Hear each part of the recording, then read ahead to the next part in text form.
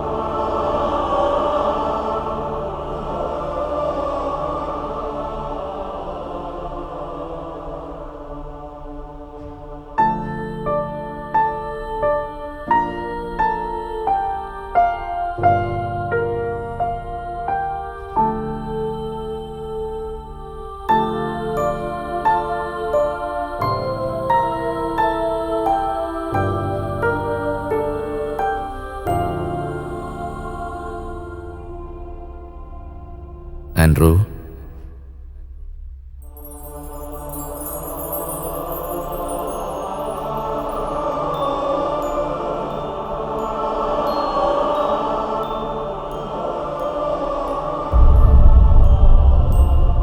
Andrew, ദൈവത്തിൻ്റെ അടുത്തേക്കുള്ള യാത്രയ്ക്ക് മുന്നോടിയായി ഭൂമിയിലെ നിന്റെ ജീവിതം വിലയിരുത്തപ്പെടുകയാണ്. അവിടുത്തെ കണക്ക് പുസ്തകം അത് നിന്റെ മുൻപിൽ ഞാൻ തുറക്കട്ടെ? എനിക്കറിയാം, ആ സന്നിധിയിൽ അവിടുത്തെ വലതുഭാഗത്ത് തന്നെയായിരിക്കും എൻ്റെ സ്ഥാനം. അങ്ങനെയല്ലേ?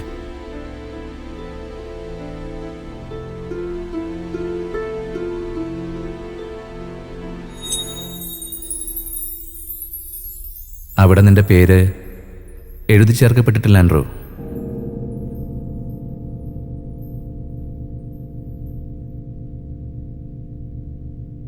അങ്ങനെയെങ്കിൽ അവിടുത്തെ ഇടതുഭാഗത്തോ? അവിടെയും നിന്റെ പേര് ചേർത്തതായി കാണുന്നില്ല.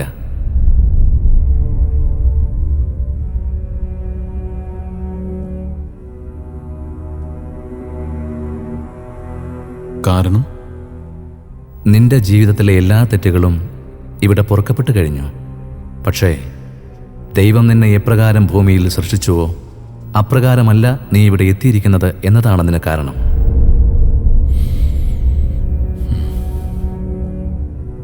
നിന്റെ അവയവങ്ങൾ ദാനം ചെയ്യപ്പെട്ട് കഴിഞ്ഞില്ലേ? അതൊരു പുണ്യമാണെന്ന് ഞാൻ വിശ്വസിക്കുന്നു. ഇനി ഭൂമിയിൽ എന്നോടുള്ള മനോഭാവം എന്തായിരിക്കും? അതറിയാൻ നീ അവിടേക്ക് വെറുതെ ഒന്ന് നോക്കൂ.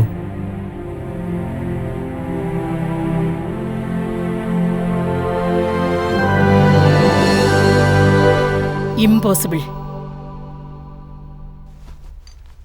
മിസ്റ്റർ, നിങ്ങൾ ഈ പറയുന്നത് പോലെ ഞൊടിയിടയിൽ മാറ്റിവെക്കുക എന്നൊക്കെ പറയാൻ ഈസ് ഇറ്റ് എ വർഷോ? No way. അവസ്ഥ വളരെ മോശമാണ്. പിന്നൊരു വഴിയുണ്ട്. പർച്ചേസിംഗ്. തുക പറയട്ടെ?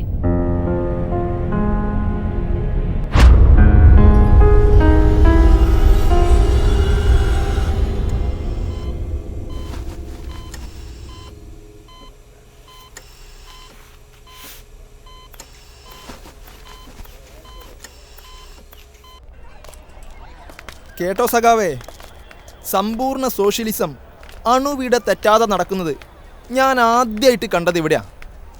സലീമിക്ക, ജീവൻ്റെ പ്രശ്നമെന്നപ്പം അത് തിരിച്ചു തരുന്നവൻ്റെ മതവും രാഷ്ട്രീയവും നിറവും നാടൊന്നും ആർക്കൊരു പ്രശ്നമില്ലാന്ന്. ഇത് തന്നെയാണ് യഥാർത്ഥ സോഷ്യലിസം.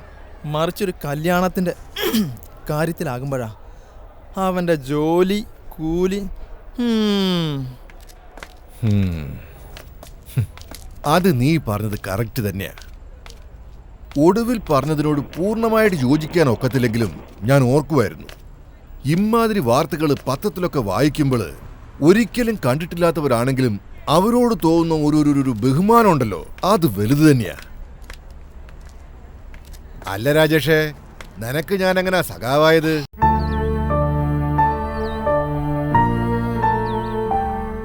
ഈ അവസ്ഥയോട് എൻ്റെ കുടുംബം പൊരുത്തപ്പെട്ടു കഴിഞ്ഞു. മനസാക്ഷിയോട് നീതി കാണിക്കാത്തവർക്ക് ശിക്ഷ ലഭിക്കും. പക്ഷേ ഇത് ഞാൻ ദാനമായി നൽകിയതാണ്. അവ പുതിയ ജീവിതങ്ങൾ ആരംഭിക്കുകയും ചെയ്തു. അത് തിരികെ വാങ്ങി എവിടെയും എനിക്കൊരു സ്ഥാനവും വേണ്ട. പക്ഷേ ദൈവം തന്നെ എന്നോടത് പറയട്ടെ. അവിടുന്ന് എനിക്കൊരു മറുപടി തരില്ലേ?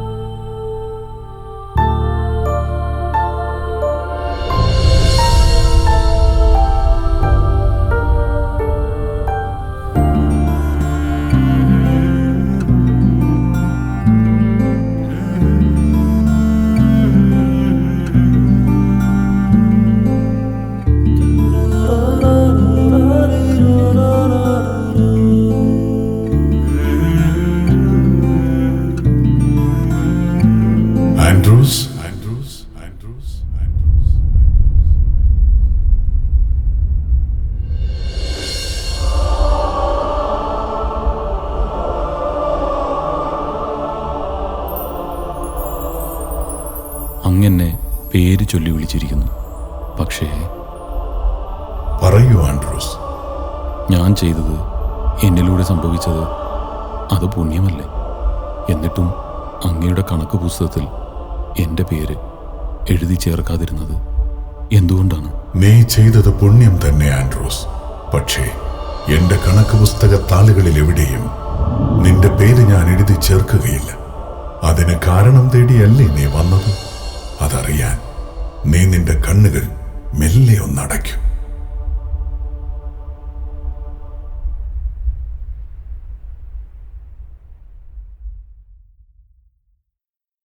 നിനക്ക് കാണുവാൻ സാധിക്കുന്നില്ലേ?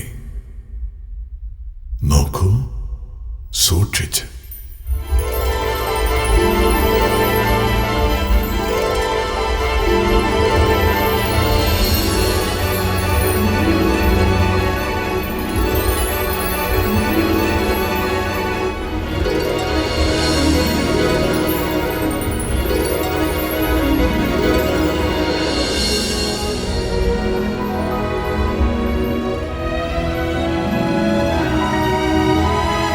കാരണം നിന്റെ സ്ഥാനം മറ്റെവിടെയുമല്ല, ഇവിടെയാണ്, എന്നും എന്നോടൊപ്പം.